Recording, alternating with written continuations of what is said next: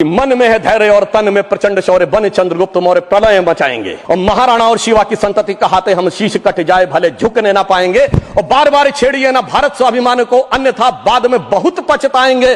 सौगंध मां भवानी की उठेगी ललकार, जब आपके घरों पे चील कौवे मंडराएंगे। और ये आपने देखा, ये बालाकोट में भी दिखा, ये सर्जिकल स्ट्राइक में भी दिखा। तब हमारे विरोधी क्या कहते थे? आदमी मरे थे कि कौवे मरे थे, पेड़ गिरी थी कि बिल्डिंग गिरी थी। इस प्रकार के मजाकिया बात करने वाले लोगों को मैं बताना चाहता हूं कि भारत की व्यवस्था, अभी एक विषय का उल्लेख आया हमारे साथी ने, मैं एक बात पूछना चाहता हूं। वोटर डुप्लीकेशन की बात हमारे विरोधी उठाते हैं। मैं कहना चाहता हूं, अगर वोटर डुप्लीकेशन की बात करना चाहते हो तो पहले सिटीजनशिप डुप्लीकेशन तो क्लियर कर लीजिए।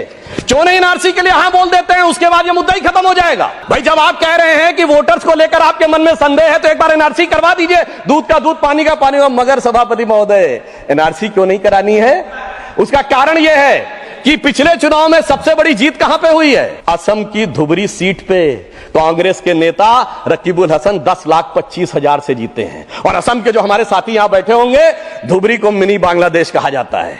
तो इसलिए एनआरसी नहीं करानी है, मगर डुप्लीकेशन का मुद्दा उठाना है। उनकी सरकार और हमारी सरकार में अंतर था जो भारत की परंपरा में है। उन्होंने बहुत दिन नाग पंचमी की, नागों को दूध पिलाया। हमने जन्मेजय का नाग यज्ञ करके दिखाया, जिसमें सारे नाग आकर समाहित हो गए। तो मैं एक पंक्ति में कहना चाहूंगा, कश्मीर घाटी को लहूलुहान करने वालों सुनो, एक भी शहीद हुआ जवान नहीं भूले हैं। और दूध भी पिलाते हैं परंपरा हमारी मित्र, किंतु नाग यज्ञ का विधान नहीं भूले। और मैं ये कहना चाहता हूं, दूसरा उदाहरण, एक सिर्फ दूसरा उदाहरण, हमारे कांग्रेस के युवा नेता जिन्होंने तथाकथित भारत यात्रा निकाली, उसी कश्मीर, कहते हैं कि हालात नहीं बदले। इस पूरे देश ने वो दृश्य देखा जब भैया और बहन दोनों सुरक्षित वातावरण में मधुर मनोभावों के साथ बर्फ के गोले के साथ खेलते नजर आ रहे थे।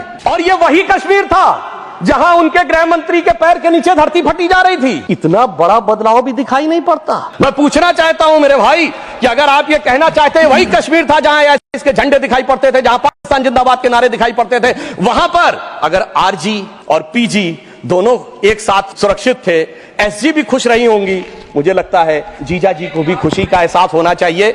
मैंने किसी का नाम नहीं लिया है।